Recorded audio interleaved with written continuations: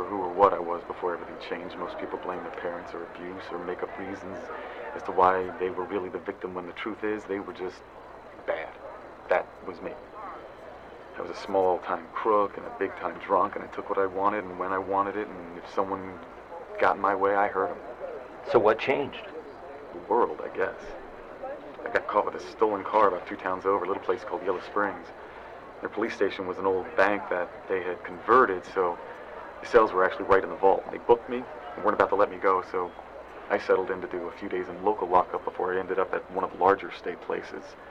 First day was normal enough, I guess. I got my 3 squares, a private cell, as there wasn't much in the way of crime around there. And the sheriff was even nice enough to turn the TV in my direction so that I could watch those idiots trying to sing a song on American Idol.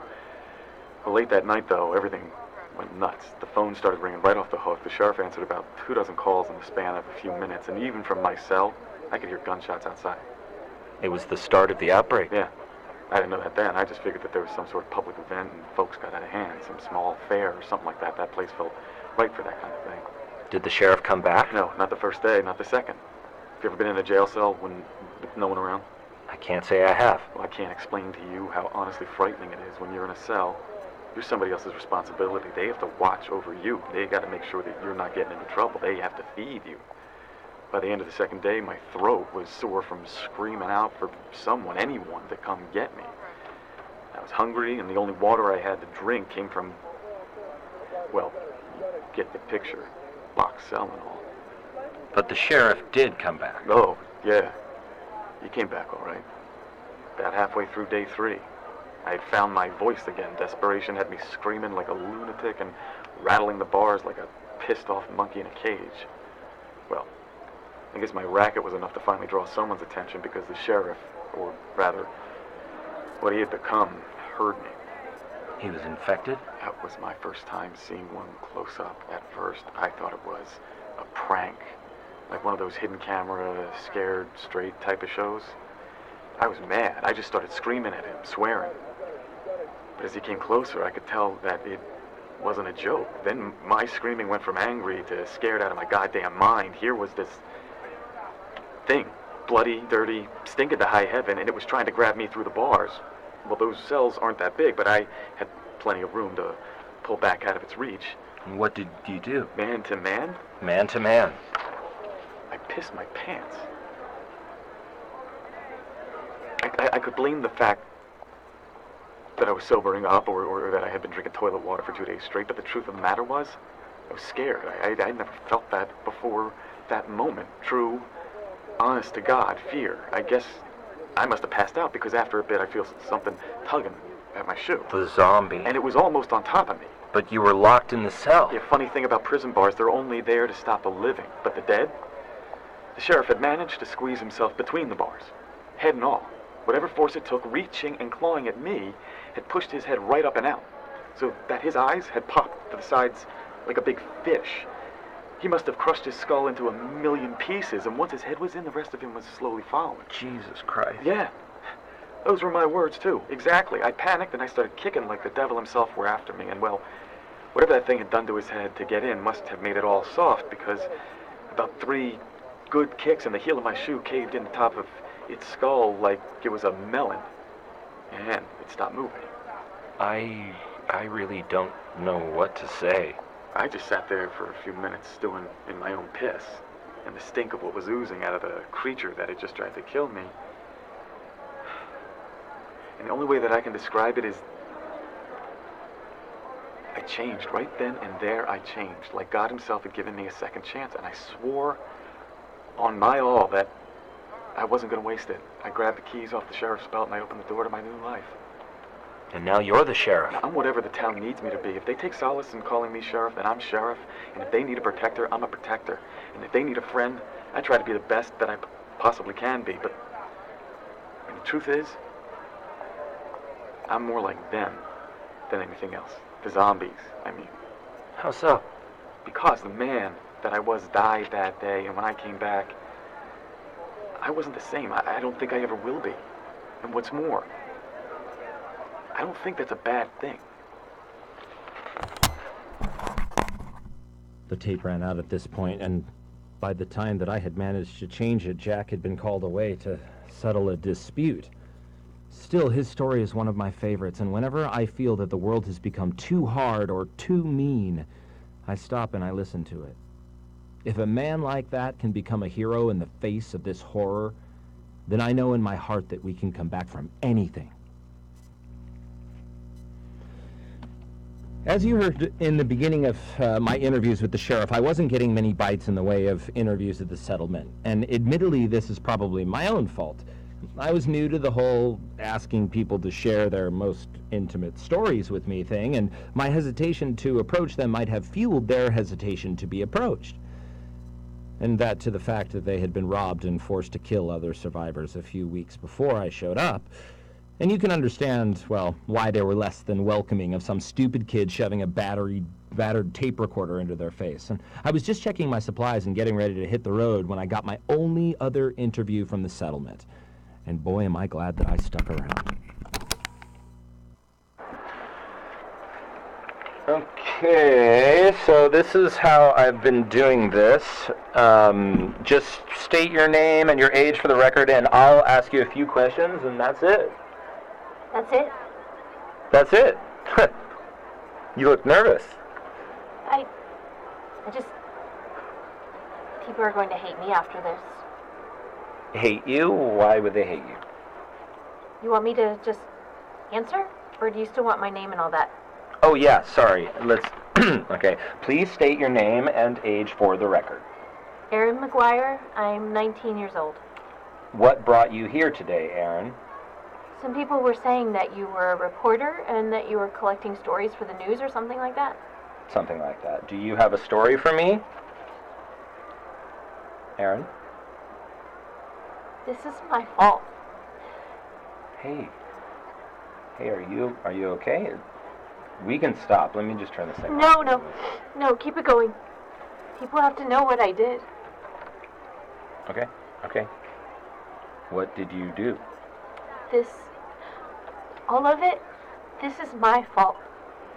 The town, the bandits? No, all of it. The zombies, I did this. I don't think this was you, Erin. How could one person have... I was always a sick kid. I was allergic to everything. Pollen, cats, dust. I'd get these weird rashes if I sweat too much. I was allergic to my own sweat. My father wasn't around much, and when he was, he'd try to toughen me up. But I couldn't. I wasn't some nerdy kid who didn't want to play outside. I wanted to more than anything. But I'd get out there in the fresh air, and I'd spend the next 2 weeks in bed covered in snot. My mother tried everything. She took me to doctors and specialists, and when they couldn't help, she tried all that weird shit too. Faith healing and herbs. People who called themselves Willow Apple Tree or something, waving smoke around my bed. But nothing worked. I bet the smoke didn't help, huh? I threw up on her feet. Right before my 18th birthday, Mom came home early from work, excited, like really excited. At first, I thought that we had won the lottery or something. Did you? I wish. No, she was waving this paper around and shoving it in my face, saying that everything was going to be better, that I was going to be better. What was it? Some drug company was starting trials in our area, and they were looking for people just like me, sick with allergies and colds and stuff. They had a new medicine that they were testing that was supposed to be the cure for everything. Colds, allergies, the works. Did you sign up? Yeah, but I didn't get in right away. You had to be 18 to take part in the study, and I was still a few weeks out. But we signed up anyway. A couple months later, they called, and I thought that my mother was going to have a heart attack. So you went in? Yeah. Did you know what they gave you? The name of the drug or the company sponsoring the testing? Not really. Everything was pretty secretive, and we had to sign a lot of forms before they even talked to us. It was a test group for some company called Karama. They said that we might not even get the medicine and that we could just end up taking sugar pills for a couple of weeks. Well, that's how they do most testing, actual test groups and control groups. I wasn't in the control group. There's no real way to be sure of that. Oh, I'm sure. The very next day, at home, I was getting something down off a shelf for my mother, and I took a bunch of dust right to the face. Normally, That would have done me in for at least a week. But instead, nothing. I just stood there. No coughing, no wheezing, nothing. The very next day. That could have been... So I went outside. I ran outside, stuck my face right in the grass, and breathed as deep as I could. Nothing. No itching, stuffy nose, just the smell of fresh-cut grass. It smelled amazing. So you were cured. Yeah. Everything was just gone. Everything. I threw out my inhaler, stopped taking my antihistamines, and started jogging. Me. Jogging. That sounds amazing, but I don't understand. How are you responsible for all of this? A couple of weeks later, I was coming back from a jog, and I felt great. I was sweating and puffing, but in a good, healthy way. I grabbed a bottle of water and stood there in the kitchen catching my breath when I noticed something on the TV. Something to do with medical testing and the company that we had signed up with. They were being investigated, and all trials were being stopped. Whatever they were giving me that was making me healthy was making other people sick. Sick? How? I don't know. I started looking online, not because I was worried that I'd get sick, but because I didn't want them to take my pills. I was finally healthy. Nothing I found was helpful. It was all redacted or posted in the comments of some conspiracy theory website, but it all said the same thing. What did it say? That Karama was making people sick by making them healthy. That we were spreading something horrible. And then just a few days later, all of this started. And do you think that you're the cause? Not just me, but yeah. If what they were saying on the internet was even a little bit true, then all of this is my fault. Aaron, no one knows what really happened. You don't know that some drug trial was the start of all this. You don't even really know that you got the drug. Have you ever heard of the placebo effect? Yeah. Then why do you think that you started this? Because I haven't been sick since. No one has.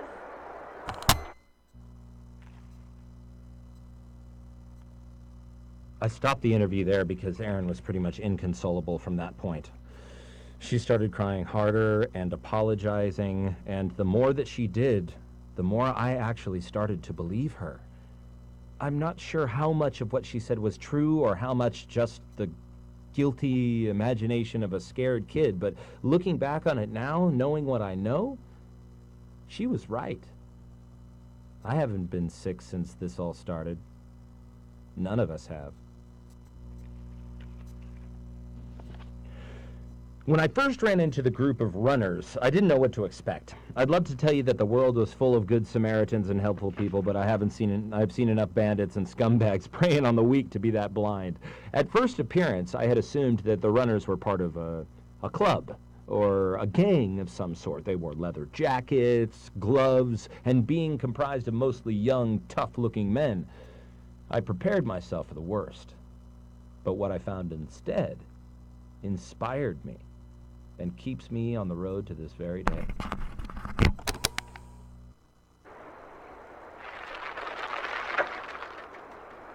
Oh, damn it.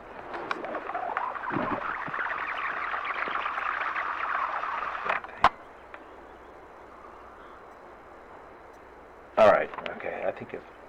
So that's it, I think. Could you please state your name and age for the record? My name? The guys call me Raton. But the ladies call me Romeo. Raton, that's Spanish, right? Rat. Man, I ain't no rat. It's Raton, man. You know, like a mouse. Mouse? Because I'm small, man, but quick. I'm in and out before you never know I was there. You know what I'm saying? Not like no rat, man. They're all big and clumsy and stupid. I'm fast like a mouse. Cute like a mouse. Hey, use that, man. If anyone asks about Raton, you tell them that I look like that actor guy. What's his name? You know, the one that married their chica from Tomb Raider? Brad Pitt? Yeah, man, him. Anyone asks, I look like Brad Pitt, man. Latino Brad Pitt. Okay. How old are you? Old enough to get you whatever you need, S.A. I can... like a new one of those, man. Why are you still using that piece of mierda? How did that thing even work? All covered in tape. Yeah, it's been through hell. Man, talk to my girl, Tech. She'll hook you up. She's good like that, man. Just tell her that Raton said to give you whatever you want. Yeah, but I don't have anything to trade with her. Ah, that's aight. I got you, man. Can't have you doing what you do with that thing breaking all the time, right? How you gonna provide your service? My service? That's what you do, right? You talk to people, get their stories and stuff. I guess, but I'm not sure that I would call it a service. Man, you don't even know. Look at you, walking around out there alone. And for what? So you can tell people how it is, or get stories, or, get them talking, get their mind off all that it is. That's a service, man. You're one of us. Hey, you're a runner, but like for words. A runner? Is that what you are? Oh, yeah, man. All of us. We're runners, man. That's what we do. You need something, we run and get it. You need clothes, we get you clothes. You need guns, man, we get you guns. Anything you want, we go in and we get it for you. Go in? You know, man, the cities, the big towns and stuff where the zombies are thick, man. Nobody goes into the cities no more. Too dangerous. Yeah. Shame, too, because there's a lot of good stuff still out there, man. Just rotten. How do people pay you? Any way they can, man. And if they can't? Then they can't. And then you find the next guy who can. What? No, man, no. It ain't like that. We ain't monsters.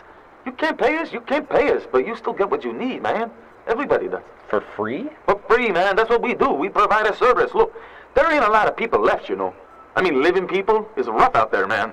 And if we can help make it a little easier for you, why wouldn't we? Yeah, people pay us when they can, but it ain't about the pay. It's about, being human. So it's not about the money. Money? Man, what good is money? Money don't fill your belly. Money don't keep our trucks running so we can go in and get what people need. No, man. It ain't about the money. If people pay us, it's food or fuel or, Sometimes the lady are especially thankful, I can guess. We're rock stars in a new world, man. People see us coming and they flip, man. They lose their goddamn minds because they know when we show up, things are going to get a little bit better, a little smoother. So the cities, are they as bad as everyone says? Oh, worse, man, worse. Imagine as many zombies as you can. Imagine as many that can fit into your brain, man. Imagine that. And then times it by like 1,000,000. That's the cities. How do you do it? Quickly. That's how. We are in and we are out, man. We do not hang around. Bam, we're in. Bam, we toss a couple of babies down the street. Bam, we get what we went in for and we leave. No sticking around, man. We don't dally. Whoa, babies? Man, you should see your face, Sensei. Oh, Blanco. Man, you are white. Like white. I'm not sure I understand. I don't mean real babies, man. I mean, okay, well, we hit up this school, right? Figured it'd be a good place for like books and paper and stuff like that. You'd be surprised how many people want books now that there ain't no TVs or computers or no more. So we hit up this school and we find like babies, tons of them. The kind that you used to get in like health class to teach you not to have sex or something. Jesus, okay, yeah, I'm following you now. Anyways, Trip over there. We call him Trip because he trips over one of these babies and it just starts crying loud. We don't need that, man. Not when we're like trying to be all discreet and whatnot and get in and get out. So Trip panics and he throws it out the window and 10 seconds later, 20 seconds tops, there's like 100 zombies down there on this thing and they're just going loco, tearing at it, at each other, cleaned out the whole school. Because of the doll? No, man, because of the way it cried. I don't know what it is. I ain't no science guy or anything, but there's just something about a baby crying that really works them up, gets them going. Took us a while to figure it out, but once we did, Tech beefed them up a bit, made them even louder, and now, when we find a place we want to hit, we just throw a baby a couple of streets away, we wait a minute, go in, and everything is just empty, man. Amazing. You want to hear something really messed up? Yeah. Okay, like a month ago, we was in this little town, like a settlement, helping out like we do, and they were good people and everything, but do you know what they did? They had babies there, man, like real ones. You don't see that a lot anymore. Anyways, these babies, they were quiet. Like, too quiet. Do you know what they did? They cut their throats, man. They killed them? No. They didn't do it to kill them, but to keep them quiet, see? These people, they figured out what we figured out in that school, that zombies go nuts over babies crying. So, they cut their vocal cords so that they couldn't cry. How messed up is that, man? I mean, how are you gonna do that to a baby? Wow, I've never heard of that. Oh, that's not even the most... Ugh. I think I got it. I got it. Hey, man, get out of here with that thing. Go see Tech. She will hook you up. You tell her I said to hook you up. Thank you for this, Raton. No, man, thank you. You keep doing your service. We'll do ours. That's the only way the world's gonna get right again, right? Right. Damn, son of a... What I'm about to play for you next wasn't intentionally recorded. I was working with a broken handheld at the time, and I had no clue that it had picked up the conversation. Normally, I would never broadcast an interview without the full permission of the subject, but in this case, I learned from Raton that Tech, the voice that you'll hear in the next piece, was killed a short time after this recording was made. The runners were out scavenging when a small group of bandits attacked the camp. They took everything they could carry, and they left no one alive.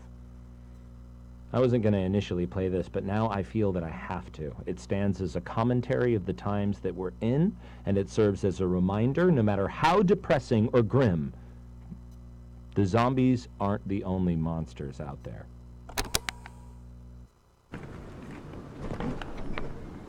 Hey, Hey. you Tech? Yeah, who are you? Dave, Raton said to come and see you? You the reporter? Is that what they're calling me? Yeah, they're big on nicknames here. I picked up on that. What did you need? I don't suppose that you have any digital recorders or batteries laying around? Wow, you beat someone to death with this thing?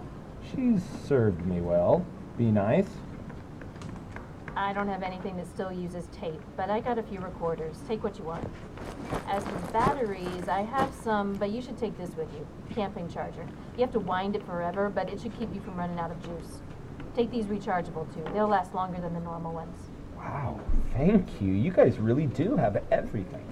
You need it, they get it. That's what they say. Wow. So you're not a runner? Me? Hell no, I'm just a tech. Personally, I think they're stupid as hell for going into the cities for this stuff, but hey, who am I to judge, you know? Everyone needs a purpose, I guess.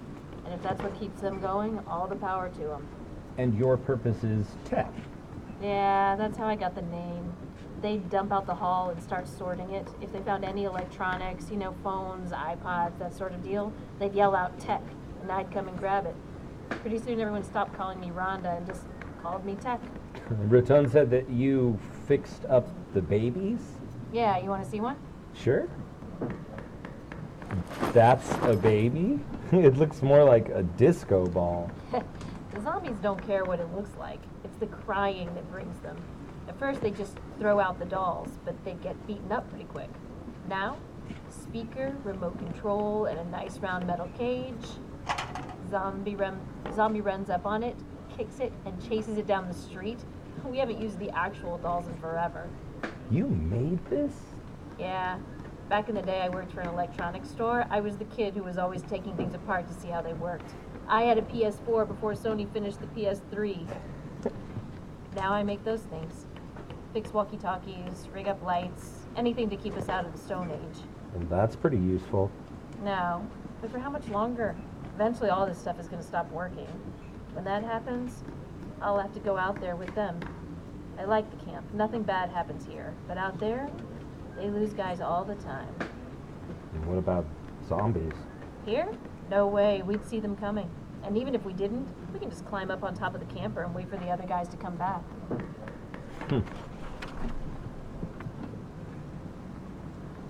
Well, thank you for all this stuff, Tech. I gotta say that you're a lifesaver, whether you know it or not. Yeah, no problem. Good luck on your reporting. I hope you figure this whole mess out. Look, do you mind if I keep the old recorder? It has all my stuff with Raton on it. No, keep it. I've got dozens. Oh, well, thanks again. Stay safe.